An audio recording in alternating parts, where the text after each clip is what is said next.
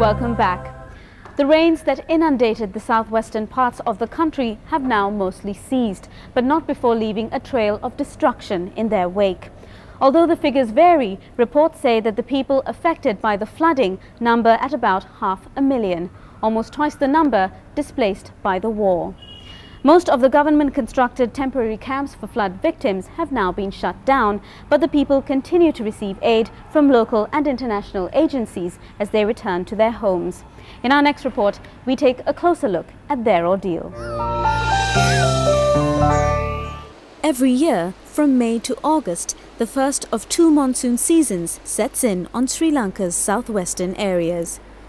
As a tropical country, the rains have become part and parcel of yearly life, a necessary evil for city dwellers and a welcome source of nutrition for fields and crops in more rural areas. This year, however, the rains were more cruel than kind. Setting in on the 14th of May, heavy torrents lasting days turned into floods on the ground, decimating large areas of land, affecting livelihoods and displacing hundreds of thousands of people. Amongst the worst affected areas were Colombo, Kaluthara, Mathura and Gampaha. Reports put the figures as 24 dead and over 500,000 affected by the floods, which are being called the worst in 5 decades. The road that stems from the airport to Gampaha, a district of the western province situated north of Colombo, is brand new. Part of the recent countrywide development plan of the government, its construction is ongoing. One aspect of the highway that has not yet been dealt with is its drainage system. In Gampaha, one of the worst flood-hit areas, with almost 200,000 displaced, the ramifications of this can be seen.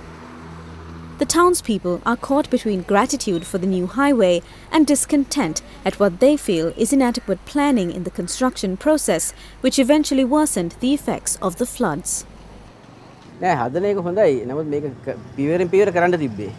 එක පියරක් ඉවරලා තමයි ඊගා පියරට යන්න දෙන්නේ. මේගොල්ලෝ ඡන්ද ඉලක්ක කරගෙන සේරම ටික එකපාරටම කඩලා දැම්මා. කඩලා දැම්මා මේ විශේෂයෙන් මේ පාරේ ඉන්න ව්‍යාපාරිකයන්ට ගොඩක්ම අපහසු වුණා. Now, a few weeks ahead of the worst of the rains, Gampaha town is drying off. Its traffic and people negotiate the rain-battered roads and water-filled potholes and try to go about their daily activities as best as they can. Still, the lingering effects of the floods continue to hinder local businesses. අන්තිම අසරණ වෙලා ඉන්නේ ඇත්ත වශයෙන්ම කියනවා. Higher නෑ. පැය 3-4ක් බලන් ඉඳලා ඔන්න රුපියල් 100ක හයර් එකක් එනවා. දවසට රුපියල් 600කට 700කට විදිය හොයන්න බෑ. ඒ තරම් මේ වකමානුවේ මේ මම හිතන්නේ මේ විපර්යාස මේ වැස්සත් එක්ක වෙන්න පුළුවන්. In Markavita, one of Gampaha's more rural villages, getting back on track has proved more difficult. Here, people were literally flooded out of their homes, with water levels rising almost to shoulder level. Now, as the water slowly recedes, they are left with the task of sorting through the debris. Rita Gunasekara's family has been particularly unfortunate. Just days ago, her daughter lost her husband, and now they have all lost almost everything in their home, from furniture to bedding to clothes to even her young grandson's school books. ඉතින් අපි කියන්නේ මේක හැමදාම මෙහෙම කරන්න ගියාම මේ මම අපිට හැමදේ අවුරුද්දෙන් අවුරුද්දට මෙහෙම නැති වෙන්න ගියාම අපි අන්තිමට අපිවත් නැති වෙලා යනවා. අපිව නැති වුණත් කමන්න මේ පොඩි දරුවන්ට මොකක් හරි අනාගතයක් තියෙන්න ඕනේ. ඒ නිසා අපි රජින උනහලන්න හැමෝටම කියන්නේ මේ වතුර එන ක්‍රමයක් නවත්තලා දෙන්න. මේ අපිට මේ ඔය හාල් පොල් සීනි වලින් නෙමෙයි අපිට ඇති වැඩක් නැහැ ඒ වලින්. අපිට ඕනේ වගන් වතුර එන්නේ නැති වෙන්න මොකක් හරි ස්ථීර පිළියමක් කරගන්න. For yet others in the area, displacement due to rains is a common, almost annual occurrence, which then begs the question of why authorities aren't taking necessary steps to prevent annual floodings. අපිට ඕනේ මේ වතුර එන එක නතර කරලා මොකක් හරි පිළියමක් යොදලා දෙනවා නම් ඒ ඇති. හැම අවුරුද්දෙන් බලාපොරොත්තු වෙන්න එපා දෙසරයක් තුන් සැරයක් වගේනේ. ඒ දේන් මොන හරි නතර කරලා දෙන්න පුළුවන් නම් ලොකුම දෙයක්. Where short-term measures are concerned, however, the government, along with aid agencies, set up 52 camps in affected districts with the capacity of housing over 15,000 flood victims, a mere fraction of the 500,000 flood-affected people.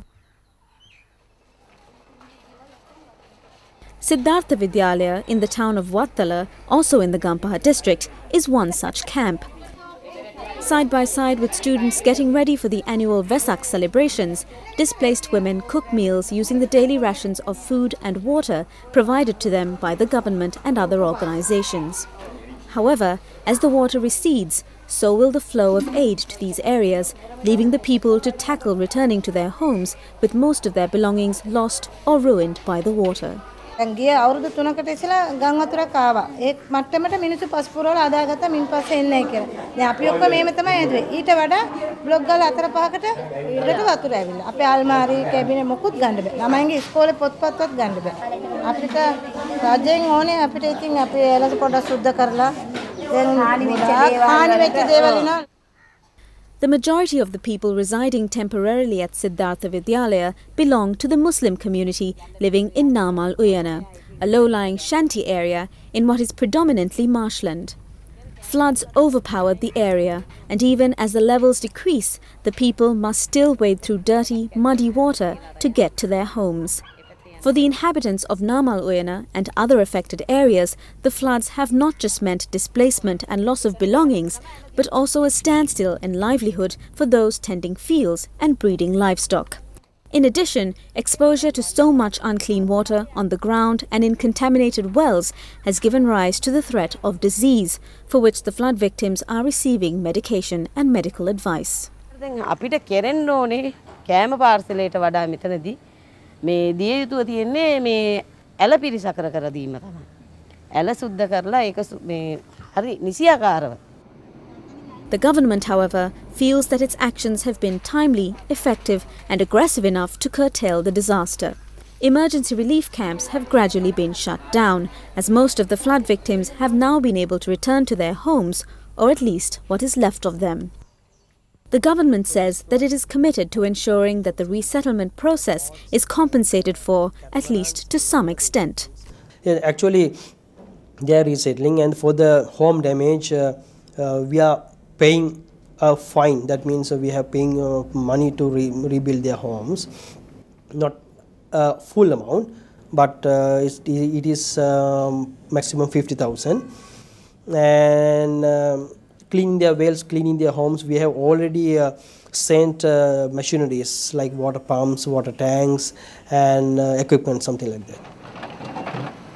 Plans for the development of the country, economically and in terms of infrastructure, are going full steam ahead in various parts of the country. However, amidst all the large-scale development projects, the question must be asked whether they will focus on smaller-scale projects like better drainage systems that will prove sufficient enough to prevent such a calamity from occurring once again come the next monsoon season. Yeah, that means normally disaster management center is organizing with the flood condition, with the weather reporting. Prior to the disaster, we are organizing all the districts. We have 25 district coordinating units, and for the preparedness thing that we have spent lots of money to be prepared. And prior to that one also we have given boards and all the infrastructure, and we have done many projects. For this flood, prior to flood, we have sent boards and catamarans and all of the equipments to the districts prior to the disaster, and with the money at about 2.5 million for the preparedness.